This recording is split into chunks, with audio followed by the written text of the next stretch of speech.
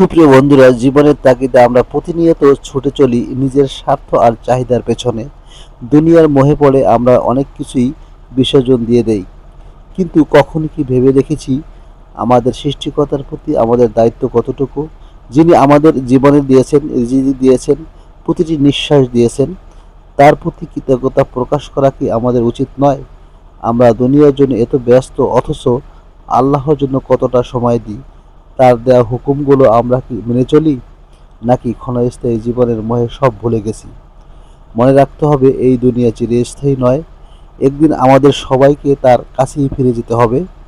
তাই আসুন আমরা নিজেদেরকে শুধরে নেই, আল্লাহর পথে ফিরে আসি। কারণ প্রকৃত সফলতা শুধু দুনিয়ায় নয়, আখিরাতেই মেইন সফলতা।